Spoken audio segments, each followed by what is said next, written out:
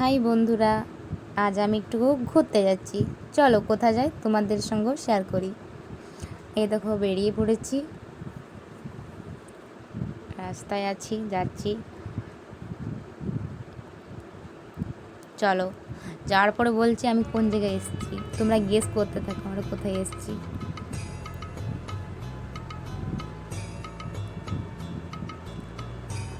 আমরা একটু শর্টকাট রাস্তায় গেছিলাম তো, তাই প্রচুর ভিড় ছিল। এই দেখো চলে এসেছি। বলো এটা কোন জায়গা, যারা যারা জানো আর যারা যারা দেখছো তারা কমেন্টে জানিও। চলো ভিতর দিকে যাই, তারপরে বলছি এটা কোন জায়গা।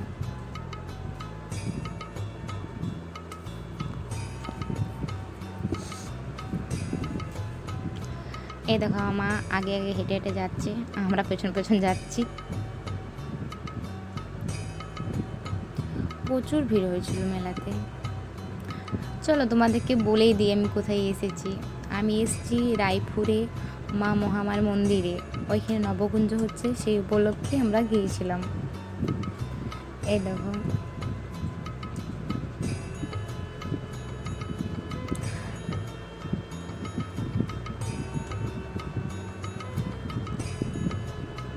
দেখো সিনারি করেছে কত, প্রচুর সুন্দর ডেকোরেশন করেছিল, খুব সুন্দর সাজিয়েছিল প্রত্যেকটা জায়গা, তাই তোমাদের সঙ্গেও শেয়ার করলাম।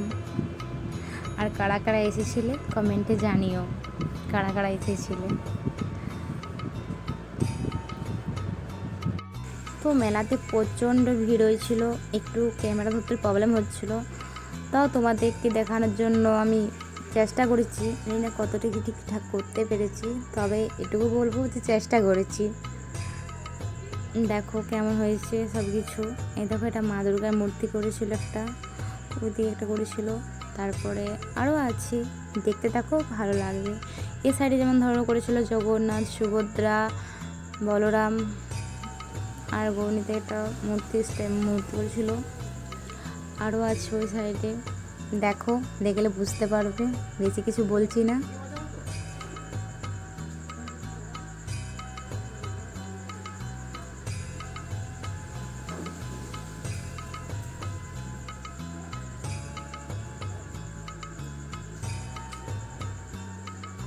এই দেখো একটা করেছিল।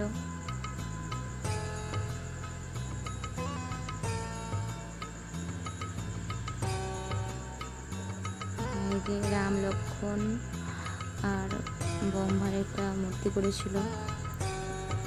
আর ওই দিকে দেখো একটা লাইট করেছিল, কাঠবেড়ালি পেয়ারা খাচ্ছে। তারপরে চলো মেলার দিকে ঢুকবো। এগুলো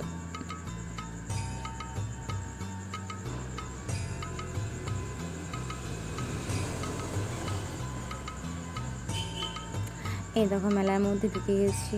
এটা মা মহামায়ার মন্দির যাচ্ছি, সেই রাস্তাটা প্রচণ্ড ভিড় ছিল। দেখতে থাকো, পুরোটা দেখলে বুঝতে পারবে।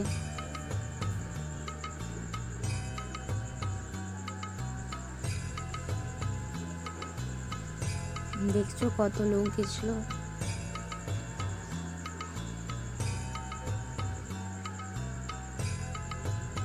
ওই দেখো মা মহামায়ার মন্দিরে চূড়টা দেখা যাচ্ছে। এত চলে এলাম কাছকে। সাইডটায় হচ্ছিল নবকুঞ্জ, বললাম না নবকুঞ্জ হচ্ছিল। ওই দেখো মন্দিরের মধ্যে একটু প্রবেশ করবো, তারপরে এগুলো সব দেখবো। ওগুলো আগে দেখিনি, তারপরে একটু দেখবো।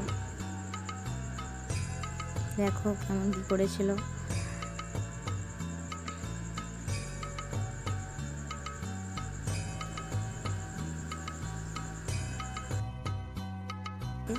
প্রবেশ করছি। চলো মন্দিরটা আগে উঠি, তারপর দেখাচ্ছি।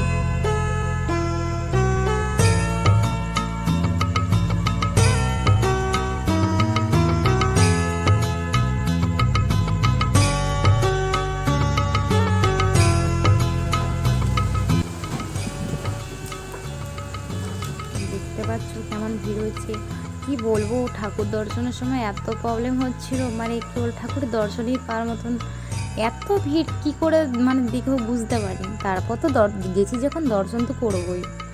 দর্শন করিয়ে এসেছি মামা মন্দির গেছি আর মায়ের দর্শন করবো, এটা কি হতে পারে? এই দেখো চলে এসেছি। প্রচুর কষ্ট হচ্ছিল, কেউ সাইডেই দেয়নি।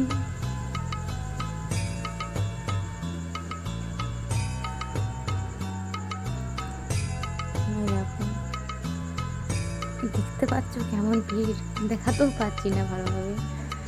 এই দেখো ভালো করে দেখে নাও, জুম করার চেষ্টা করছি কিন্তু হচ্ছে না ভালোভাবে। ঠিক দেখো মায়ের মন্দিরটা,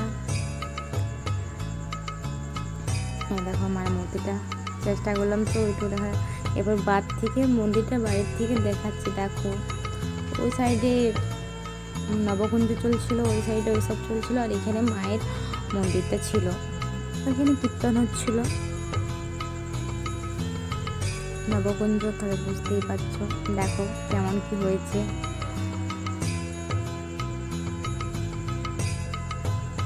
দেখো মায়ের চুলটা থেকে, এই দেখো আমি নেমে আসছি। একটা দাদাকে দিয়েছিলাম ফোনটা ধরতে, বলি ধর আমি আসছি। তখন তো আমি প্রণাম করতে পারিনি, তাই প্রণাম করতে গিয়েছিলাম। এই দেখো এটা হচ্ছে বাবার মন্দির, আর এই দেখো এটা হচ্ছে বাবার মূর্তি, আর বাবার বাহন তো বাবার পাশেই আছে। একবার নেমে দেখিয়ে দিলাম, বাবার মন্দির আর মায়ের মন্দির পাশাপাশি রয়েছে। তারপর এবার মহাপ্রভু দর্শনে যাব, সাইড থেকে মন্দিরটা দেখালাম, দেখে নাও। এই দেখো মহাপ্রভু দর্শনের পর যাবো।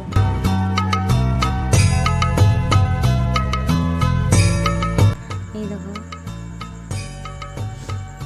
এই একটা, সবগুলো তো ঠিকঠাক দেখাতে পারবো না, তবে চেষ্টা করেছি। দেখো দেখলে বুঝতে পারবে। এই দেখো মন্দিরটা আবার দেখিয়ে দিলাম, তার সাইডে যাচ্ছিলাম, আরও অনেক কিছু করেছি, দেখলে বুঝতে পারবে। দেখো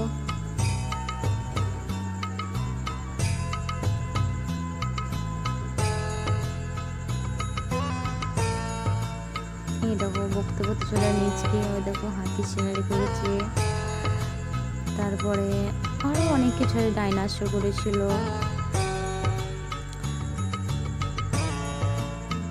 হাতি সিনারিটা এই দেখো, তার সাইডে ছিল বাঘ, হাতি, বাঘ, আর ওই দেখো ওইখানে ডাইনাসর।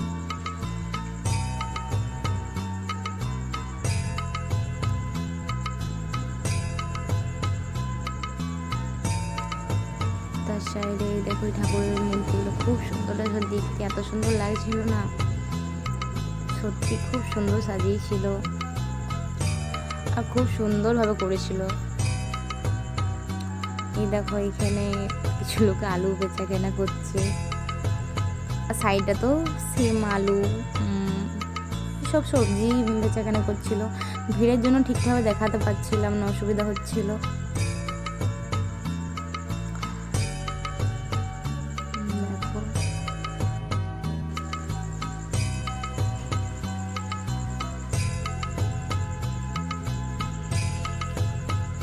এই দেখো প্রচণ্ড ভিড় হয়েছিল, তাই ওইখানটা দেখে করে চলে এসেছিলাম এদিকে।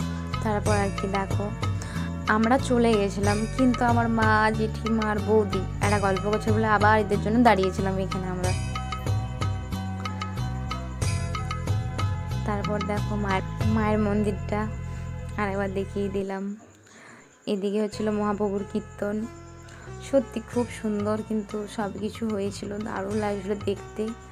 তারপর দেখো মেলার দোকানদারিগুলো দেখবো, একটু হালকা টিফিন করলাম, আর বেশি রাত করিনি, কারণ দেখো অনেক রাত হয়ে গেছিলো, প্রায় 12:30। আমরা যখন বাড়ি ঢুকি প্রায় 12:30 বাজে। কেনাকাটা করলাম, কেনাকাটার পরে আমরা চলে গেছিলাম লটারির দোকানে, দিয়ে একটা লটারির দোকানে লটারির টিকিটও কেটেছিলাম, কিন্তু হয়নি। তারপরে দেখো বাড়ি যাওয়ার জন্য গাড়ি ছেড়ে দিয়েছে আমাদের। তো আমার এই ছোট্ট ব্লগটা কেমন লাগলো কমেন্টে জানাও, আরও যদি এরকম ব্লগ দেখতে চাও তো আমাকে কমেন্টে জানাও। সবাই ভালো থেকো, বাই।